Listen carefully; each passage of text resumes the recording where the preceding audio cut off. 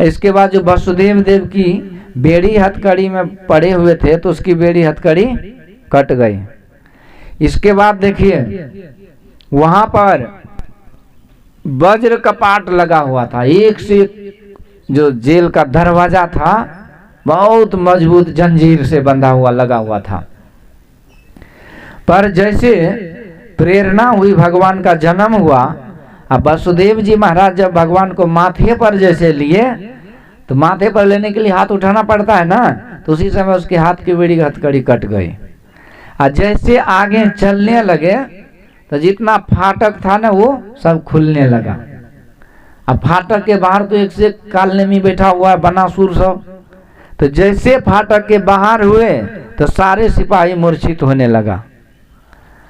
अब जैसे आगे बढ़े तो सुनसान जगह में सब अनुकूलता होने लगी। तो भादो का महीना था, अष्टमी तिथि, रोहिणी नक्षत्र, अभिजीत मुहूर्त, बुधवार, मध्य रात्रि, ये सब समय था, अष्टमी तिथि। अब उसी भादो महीना तो ऐसे ही बारिश होती है, रिमझिम बारिश होती रहती है। अब बारिश हो रही है तो वासुदेव भी भींग रहे हैं और भगवान भी भींग रहे हैं, तो यहाँ तो दिक्कत है। तो उसी समय शेष भगवान छाता बन के आ गए, छाता बन के और दोनों को वर्षा से बचा लिए। अब आगे भादो महीना में तो ऐसे नदी नाला जिसमें भी पानी सूखा है उसमें भी पानी उफान लेता है। अब जमुना जी को पार करना है तो जमुना जी का इतना पानी कि बढ़ते बढ़ते नाक तक आ गया। पर यहाँ भाव यह है कि जमुना महारानी सोचती है कि भगवान का चरण पखारूं। चरण पखारने की परंपरा तब से ही चालू है, उससे भी पहले से चालू है। कब से? केवट जी ने भगवान का चरण पखारे थे। तो ये परंपरा तो है, लेकिन इसमें भावना है, श्रद्धा है। अब जैसे तैसे सच्चे संत का चरण पखारना चाहिए, बाकी के लिए चरण प्रणाम करना काफी है। अब ये नहीं कि बस सबका जैसे तैसे जैसी देवता वैसी पूजा। तो वहाँ जमुना मैया चाहती है कि भगवान जब हमारे घर आए तो चरण पखारें, पर वसुदेव जी डूबे जा रहे हैं। तो उसी समय भगवान भाव को समझ के चरण को नीचे किए, जमुना मैया का स्पर्श हुआ और जमुना जी का पानी घटते घटते घुटना से नीचे आ गया। अब आसानी से भादो महीना जमुना जी को आसानी से पार कर गए। कौन? वसुदेव जी। आगे देखिए उस घनघोर जंगल में पहाड़ के चोटी पर वो नंद गांव बसा हुआ है, वहां भगवान को ले जाते हैं, किसी को भनक नहीं लगती है। वहां यशोदा महारानी को एक लाली हुई थी जो किलकारी दे रही थी, बगल में सोई थी रात में। तो वहां पर वसुदेव जी गए और अपने लाला को रख दिया, लाली को माथा पर ले लिए और धीरे धीरे यमुना जी को कालिंदी को पार करके और जैसे कारागार में आए कि हाहाकार हो गया, भयंकर आवाज हो गई और सारे सैनिक भी जग गए, सारे फाटक भी लग गए और बेड़ी हथकड़ी भी लग गई। अब उधर से कंस आया हाहाते हुए और कंस ने दुख पर जैसे कहते हैं कटे हुए घाव पर नमक छिड़क दिया जाता है, तो उसी तरह से एक तो वसुदेव जी महाराज के 6 बच्चा को हत्या कर दिया था वो हत्यारा कंस। और किसी माँ बाप को उसके बच्चा को उसके सामने में मार दीजिए तो दुनिया में इससे बड़ा और कोई कठोर सजा होता है क्या? माँ बाप का तो होता है कि उसके मरने से पहले हम ही मर जाएं, लेकिन इस तरह का कष्ट पीड़ा जो है ना वो कंस कई बार दिया। कंस वैसे कहा किसको जाता है जानते हैं? कंस कसाई को कहते हैं, कंस कसाई को कहते हैं। कैसे? तो कसाई कंस शब्द जो है ना वो संस्कृत है, संस्कृत शब्द, और उसको हिंदी में कसाई बोलते हैं। जैसे भक्ति संस्कृत शब्द है लेकिन उसको देहाती भाषा में लोग भगत बोलते हैं, तो इसी तरह कसाई बोलते हैं।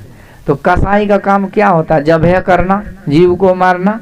तो इसी तरह जो दूसरे जीव को मार करके खाते हैं खिलाते हैं उसको कंस के बिरादरी का कहा जाता है, कंस के खानदान का है वो। इसीलिए चीज संत लोग कहते हैं कि भगवान के वंश का बनिए, कंस के वंश का नहीं। भगवान क्या खाते हैं? माखन, मिश्री, दूध, दही, फल फ्रूट और जो भी है भोजन पानी वो करते हैं। कोई भी भगवान के मंदिर में आपको मीट मछली नहीं चढ़ाया जाता है, लेकिन ये मंदिर में हम लोग जिसको सरकारी होटल बना दिए जो मन सो डालते रहते हैं। तो इसीलिए कहते सब कंस के बिरादरी के होते हैं तो उसको भगवान के द्वारा आशीर्वाद नहीं मिलता, उसे दंड मिलता है। ये कंस जो है ना इतना क्रूर था ना कि उस देवकी माँ के बच्चा को उसके हाथ से छीन करके और उसके सामने ही सोचा कि इसको मारूंगा। अब पैर पकड़ के जो घुमा करके जो सोचा पत्थर पे शिला पे पटकूंगा, तो घुमाने के चक्कर में वो हाथ से छिटक गई, वो अवष्ट भुजा में प्रकट हो गई और वो साक्षात महारानी आदि शक्ति भगवती थी। और उन्होंने ही आकाशवाणी कर दी, अरे मूर्ख कंस, तू जिसे मारना चाहता है वो देवकी का लाल तुम्हारा काल कहीं प्रकट हो गया है। अब तो कंस पूछने लगा कहाँ प्रकट हुआ, बता दो जल्दी से, माता राम जल्दी बता दो कहाँ। तो महारानी जी कहते देख मैं पूरी जन्म कुंडली तो नहीं बताऊंगी, ये तुम अपने से ही पता कर लो। और यूं कह के वो अंतर ध्यान हो गई और विंध्याचल में जाके विराजमान हो गई। मैं यहाँ जो कह रहा था कि वसुदेव देवकी के जीवन में दुख का पहाड़ था, लेकिन जैसे भगवान का जन्म हुआ तो खुशी का बहार आ गया। कि वसुदेव देवकी है कौन? हम ही जीवात्मा है वसुदेव देवकी। देवकी मतलब होता है दिव्य बुद्धि, वसुदेव मतलब होता है सत्कर्म। तो हम जब सत्कर्म करते हैं तो हमारी बुद्धि दिव्य होती है। तो सत्कर्म क्या है? सत्कर्म क्या? चोरी घुसखोरी करना, बेईमानी शैतानी करना, झूठ बोलना, नशा खाना, ये सब सत्कर्म नहीं है। सत्कर्म को संतों ने शास्त्रों में सत्संग को ही सत्कर्म कहा है। उमा कहे वो निज अनुभव अपना वजन है, इसलिए ये करना सत्कर्म है। तो सत्कर्म ही वसुदेव जी है। और जो सत्संग करते हैं उसकी बुद्धि विवेकवती दिव्य हो जाती है। बुद्धि में निर्णय लेने की क्षमता होती है कि क्या करना चाहिए जीवन में, क्या नहीं करना चाहिए। नहीं तो वैसे जो नहीं जानते इसलिए ही करते हैं ना, क्या खाना चाहिए क्या नहीं खाना चाहिए, इसका कितने आदमी को इसका ज्ञान नहीं है, इसीलिए भी वो अंडा गंडा खाते हैं। यदि ज्ञान हो जाए तो बहुत आदमी वो भी छोड़ देते हैं। छोड़ देता हूँ, सोचिए। तो ऐसे माँ बाप जो होते हैं ना मगजमारी होते हैं। बाल बच्चा को कभी नहीं बोलेगा कि मत खाओ, बोलेगा उसका मन है, लो उसका मन है तो उसका मन होगा नहीं पढ़ने का तो जबरदस्ती स्कूल का ही ठेल के भेज देते हैं। इसलिए तो ये सत्कर्म जो है ना, सत्संग से ज्ञान होता है जीवन में क्या करना चाहिए क्या नहीं करना चाहिए। वो ज्ञान के आधार पर हम सेलेक्ट करते हैं, मतलब कि चुनते हैं मार्ग को क्या है नहीं। मान लीजिए दवाई दुकान है, आपको ज्ञान ही नहीं है कि कौन हमारे लिए दवाई बढ़िया है कौन खराब है, तो कुछ वो खा हो जाएगा ना, राम नाम सत्य रसीद कटेगा ना। लेकिन जब ज्ञान होगा तो कुछ दवा है जो जिसकी जानकारी है तो वो लीजिएगा तो रोग खत्म होगा तो खुशी सुखी होंगे ना। इसी तरह कर्म है, कर्म बहुत है दुनिया में, पर उसका ज्ञान होना चाहिए कि कौन शुभ कर्म है कौन अशुभ कर्म। ज्ञान हो जाता तो हम सत्कर्म करते। वसुदेव जी यही है सत्कर्म। सत्कर्म करते रहते हैं सत्संग भजन, तो हमारी बुद्धि पवित्र हो जाती है, दिव्य हो जाती है। तो इसी तरह से क्या होता है कि तब हमारे जीवन में अंदर में हमारे अंदर अंधकार है। जब हम सत्संग करके गुरु मंत्र लेते हैं तो अंदर में जो अंधकार है ना वही है कारागार। उसी अंधकार में हम जीव पड़े हुए ना। सप्त धातु का काया पिंजरा ताम ही जुगती विनसुआ। पिंजरा मतलब क्या होता है? यही जेल होता है ना, कि शरीर रूपी जेल में ये जीवात्मा रूपी कंस, ये जीवात्मा रूपी वसुदेव देव की पड़ा हुआ है। ये जेल में क्या है? लाइट है क्या? अंदर में जब शादी विवाह होता है तो कितना एलईडी लाइट जलाते हैं। एगो लाइट से काम चलेगा 50 गो लाइट लगा देते हैं। खास करके दीपावली समय कितना लाइट जलाते हैं, पर इतना लाइट जलाते हैं अंदर में कभी लाइट जला है? आंख बंद करके देखिए तो हम बाहर में थोड़ी रहते, हम तो अंदर में रहते हैं ना। अंदर में सब दिन अंधेरा है। अंधकार जम का प्रतीक है। तम जो है ना ये जम का प्रतीक है। तम मतलब अंधकार होता है। भगवान इतना सुंदर लीला किए, सबको घुस गया उजारे मथुरा को, सुनते होंगे होता है। तो वो मिलन तो फिर दुख ही हो गया ना। एक बार सुख हो गया फिर दुख हो गया, तो सांसारिक लोगों में उसमें क्या अंतर रहा? हम लोग के घर में भी कोई आते हैं तो ही करते जाते हैं, तो बस बिलैया की तरह मियाँ मियाँ शुरू कर देते हैं। यही ना होता है, कोई जन्म लेता तो नाचते हैं, मरने लगता तो रोते हैं। वही उसके साथ हुआ तो क्या हुआ, तो कहते हैं क्योंकि ये बाहर में हम दर्शन किए तो बाहर में तो मिलन विछड़न होता ही रहेगा, पर वही दर्शन जो साधना करके भगवान का अंदर में कर लेता है तो उसे कभी रोना बिछुड़न का दुख नहीं होता है। न पल बिछुरे पिया हमसे, न हम बिछुरे प्यारे से, उन्हीं से नेह लागी है हमन को बेकरारी क्या। वो बिछुड़न नहीं होता है। और ये संकेत भी भागवत में है। भगवान जब मथुरा आ गए और मथुरा में बहुत समय तक रहे, गुरुकुल की पढ़ाई किए, उज्जैन नगरी में सुदामा जी से मित्रता हुई, फिर लौट के आए, कंस जरासंध ये सब का खत्म हुआ, फिर भगवान को वृंदावन की याद आती है तो भगवान वहाँ उद्धव जी को भेजते हैं कि जाइए उद्धव हमारे ब्रजवासी को समझा बुझा करके सांत्वना दीजिए, क्योंकि वो दिन रात रोते रहते खाना पीना छोड़ करके, इधर मथुरा की तरफ भी देखते हैं। और उनको समझा करके बोलिएगा कि जब मैं वृंदावन में रास लीला किया था और बांसुरी बजाई थी शरद पूर्णिमा के रात्रि में, तो सारी गोपियां मेरी बांसुरी की धुन पर मगन होकर के मेरे पास आई थी और सुंदर तरीके से मेरा दर्शन करके गई और रास लीला हुआ। परंतु एक गोपी को उसके पति ने उसे जाने से मना कर दिया, उसको घर में बंद करके बाहर से ताला मार दिया। और उस गोपी को भगवान में इतना प्रेम था कि भगवान का ध्यान ऐसा की कि ध्यान में ही भगवान को प्रकट कर ली। श्री सद्गुरु ध्यान में प्रत्यक्ष हो गया भगवान, और वो गोपी आज तक सुखी है और वो सदा सदा के लिए सुखी रहेगी, क्योंकि मैं उसके हृदय में सदैव प्रकट हूँ।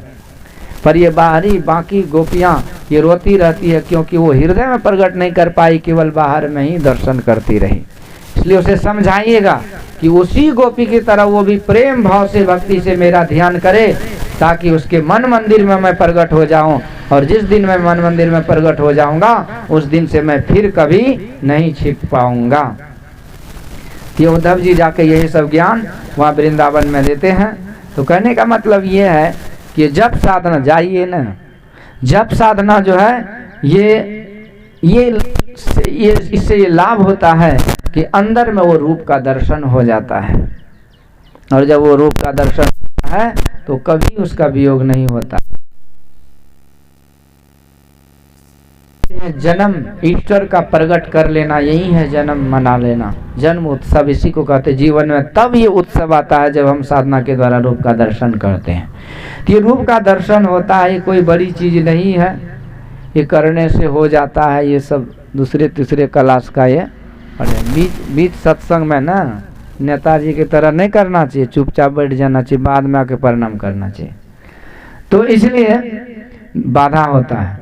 कहने का मतलब है कि ये सब चीज होता है, ये साधना की प्रक्रिया है। जैसे आप कोई आदमी है, उनको मोटा सा किताब दिखा दीजिए, बोलिए कि पढ़ना पड़ेगा, तो उसका दिमाग जगह छोड़ देगा कि नहीं। और यदि उसको सिलेट पाटी दीजिए, पेंसिल दीजिए, बोलिए घिसो, क्या है तो पढ़ाई है, तो उसको आसान लगेगा ना, तो घिसने लगेगा। इसके बाद कहेगा ओ ना मा सी को ख, पढ़ाते जो पढ़ते जाता है ना। फिर धीरे धीरे मनोहर पोथी पढ़ाइए, फिर इसके बाद पहला दूसरा तीसरा पढ़िए। इसके बाद जब योग्यता आ जाती है तो मटका किताब दीजिए, देखते देखते बातें बात में किताब को पढ़ के याद भी कर लेगा। तो इसी तरह से पहले सत्संग में आना होता है। सत्संग में खूब रटे रहिए, रचे रहिए, पचे रहिए, खूब समय से आइए, सत्संग खूब कीजिए। मन सत्संग से रम जाएगा, मन शुद्ध पवित्र हो जाता है, सत्संगी बन जाएंगे। सत्संग सुनते सुनते सत्संग के साथ साथ रहन सहन खान पान सब सुधर जाता है। और सत्संग के बाद जो है मन में अपने आप प्रेरणा जगती है कि भाई इतना दिन से हम सत्संग कर रहे, तो चलो दीक्षा भी ले लें।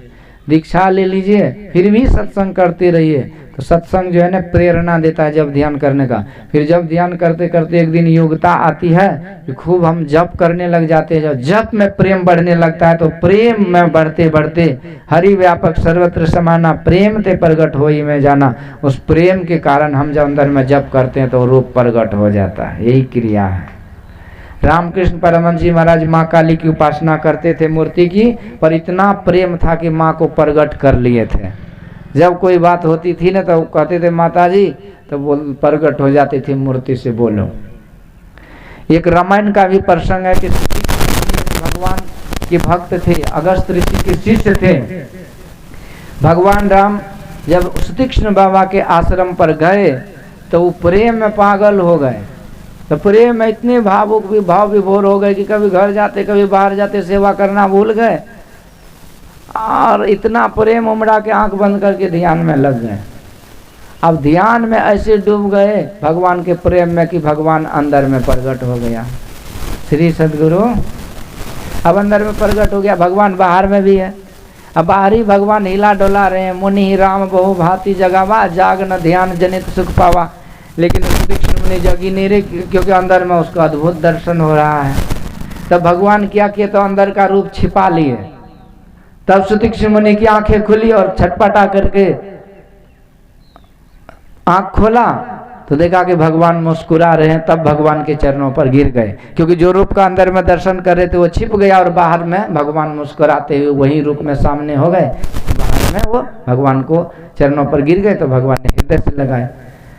तो ये सब प्रसंग है, ये उपदेश देता है, ये सीख देती है, ये ज्ञान, ये हम इससे समझते हैं कि जब हम बढ़िया से सत्संग करेंगे, मंत्र लेकर के जप करेंगे तो अंदर में एक न एक दिन रूप का दर्शन होगा। और जैसे वसुदेव जी को दर्शन हुआ तो उसकी बेड़ी हथकड़ी कारागार से वो मुक्त हो गए और फिर जाके जमुना जी को भी पार हो गए। तो जमुना जी क्या है, ये भव सागर है। तो जीव इसी तरह से गुरु मंत्र, गुरु का दर्शन अंदर में करता है इष्ट का, और वही दर्शन के सहारे उसके अंतर की मार्ग पर वो भक्ति मार्ग पर चलते चलते जन्म जन्म के अंतर्गत वो मुक्ति मार्ग पर चल के अपना परम कल्याण बना लेता है।